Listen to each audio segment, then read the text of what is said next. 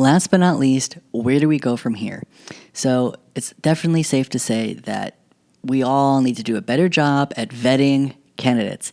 Now, this idea that he wasn't properly vetted, I'm sure that he was, but I would actually argue that the people who vetted him really wanted to keep pushing forward, thinking that people aren't going to find out, this should be fine, and these things shouldn't really be deal breakers. And to their credit, I think half that calculation was correct. I mean, we saw how successful Graham Platner's campaign was. So when they saw things like the Reddit posts, I mean, it shouldn't be a deal breaker considering that we know in today's age we will find so many people who don't say the right things online. And it's one thing to like still believe in those things, but to then, learn, grow, move on, and fight against those horrible words, then I think that does show a sign of growth and maturity. And at least this case, again, we saw Daria Lisa say things online, and we saw Graham Platner say things online. Now, there's different severities of what each of them said, but I would give them benefit of the doubt in thinking they've definitely changed, because I thought they did, or at least I thought Graham Platner did.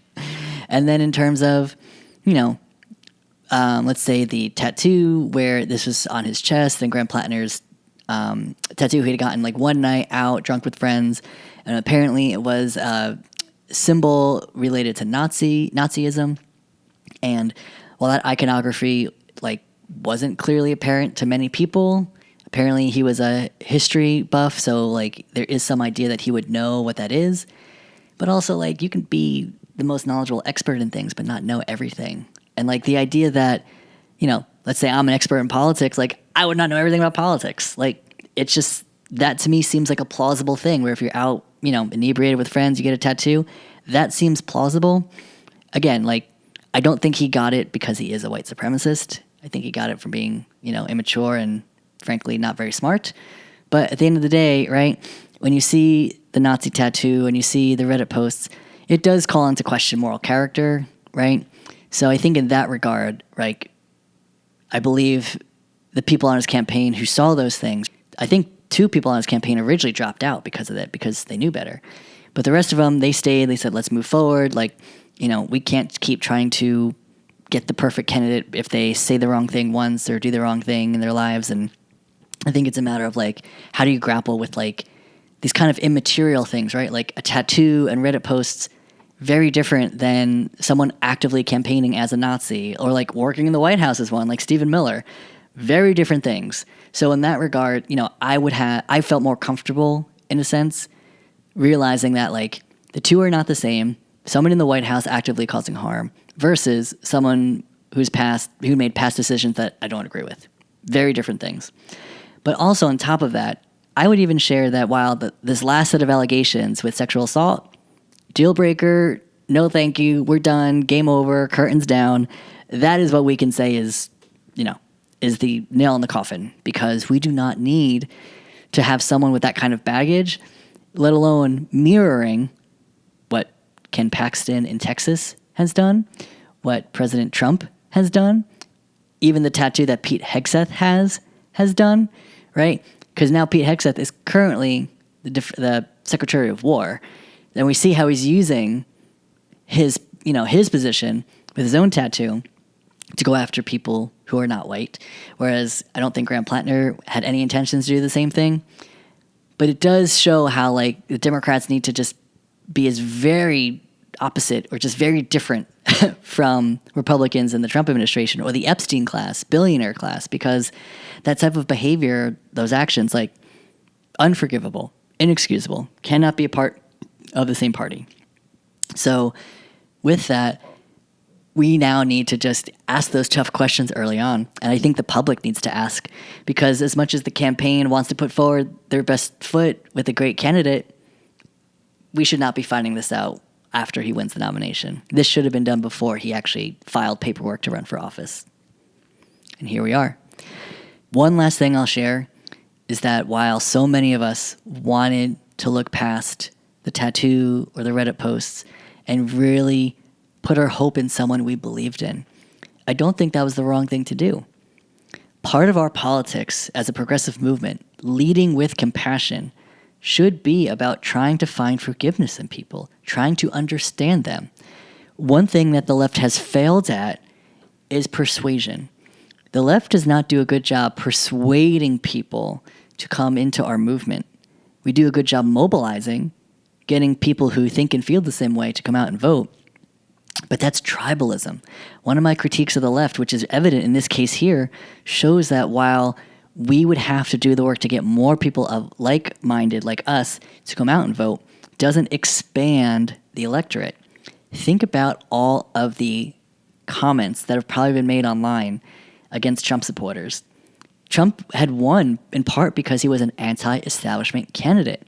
And if the progressive movement challenges the establishment, we have more in common than one would think.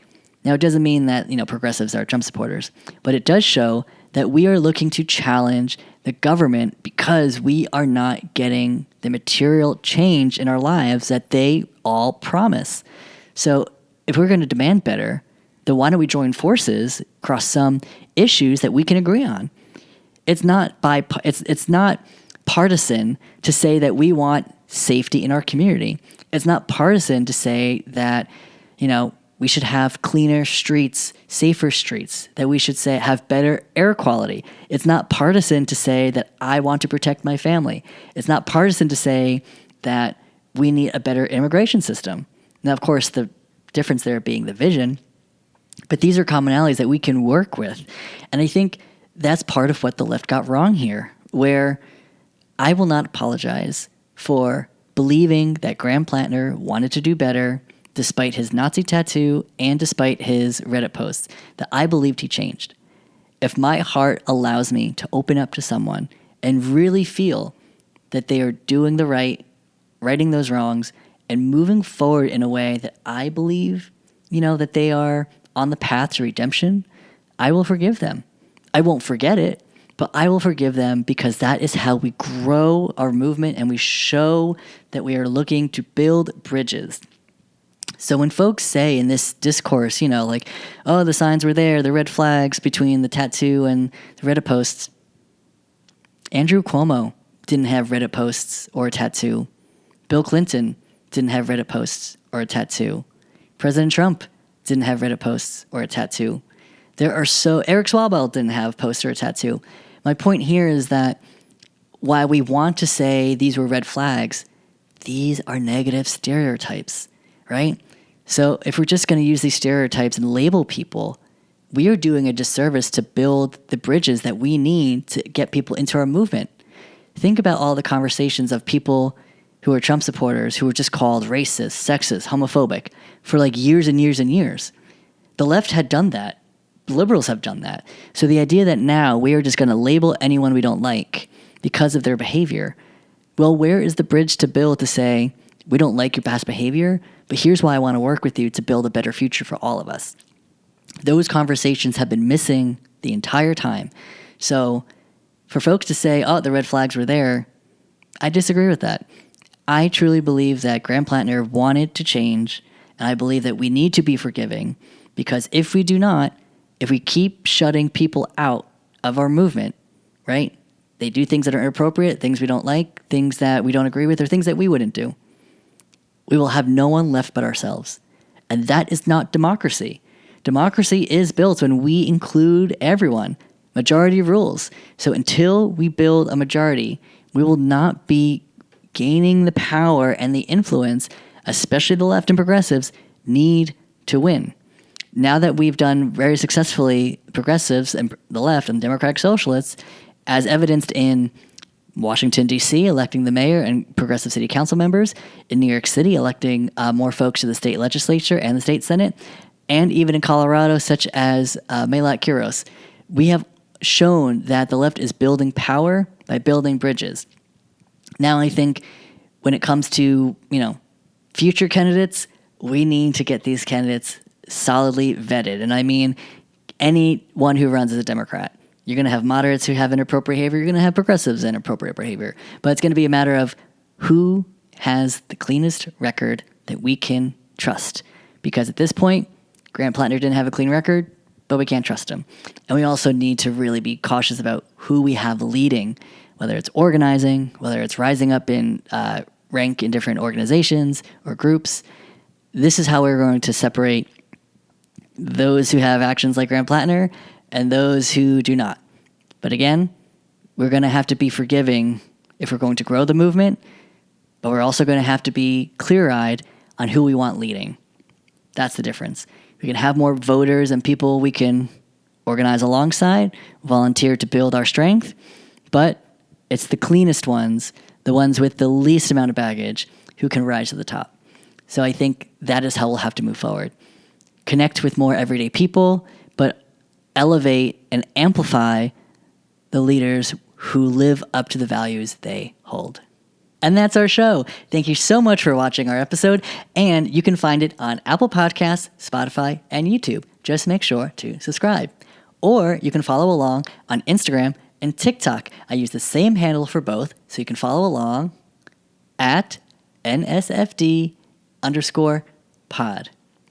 We learned a lot in today's episode, and there were some serious topics. But remember, we need to stay focused, put our best foot forward, and remember, democracy is not suitable without you.